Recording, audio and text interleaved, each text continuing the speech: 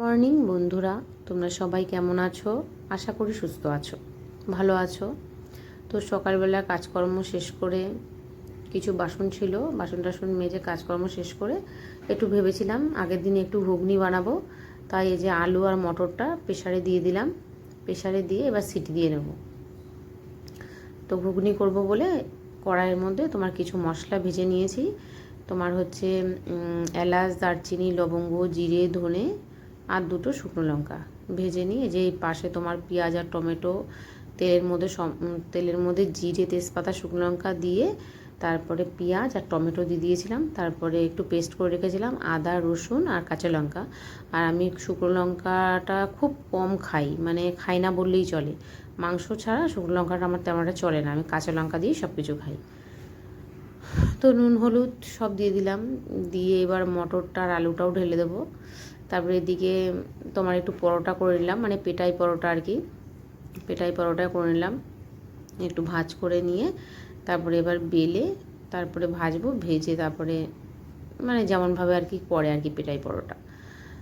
তো এবার বেলে নিলাম, এবার বেলে নিয়ে এবার হচ্ছে তাওয়াতে একটু তেল দিয়ে পেটাই পরোটাটা দিয়ে দেবো।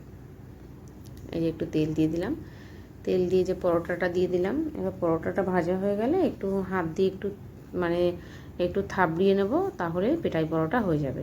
এই যে এবার হচ্ছে উল্টিয়ে নিলাম। এবার এই যে ঘুগনির মধ্যে একটু মশলাটা যে ভেজে রেখেছিলাম মশলাটা, সেই মশলাটা দিয়ে দিলাম ঘুগনির মধ্যে। এবার আমার ঘুগনিটাও বেশ হয়ে গেছে। এবার ওই যে পরোটাটাও আমি নামিয়ে নিলাম। এবারে যে একটুখানি হাত দিয়ে একটুখানি থাবড়িয়ে নেব, ব্যাস পেটাই পরোটা আমার কমপ্লিট। এবার আমাদের সকালবেলার খাবার পুরোপুরি কমপ্লিট। এবার সকালবেলায় খেতে বসবো। ছেলেকে আগেই দিয়ে দিয়েছি, প্রতিদিন তো ছেলেদেরটা তোমাকে দেখাই, আজকে আমি খেয়ে তোমাদেরকে দেখাবো। একটু লেবু নিয়ে নিলাম, ঘুগনির মধ্যে একটু টক টক লাগবে, ভালোই লাগবে, তো লেবু দিয়ে নিলাম। তোমাদের যদি কারোর খেতে ইচ্ছে হয় আমাদের বাড়ি চলে এসো, ঠিক আছে। তো এই যে মুখে পুড়ে দিলাম, খুব টেস্ট হয়েছে, খুবই ভালো হয়েছিল। তারপরে দুপুরে একদম পাতলা করে কাঁচা লঙ্কা ঝোল রান্না করেছিলাম, একদম কাঁচা লঙ্কা দিয়ে পাতলা করে রুই মাছের ঝোল রান্না করেছি।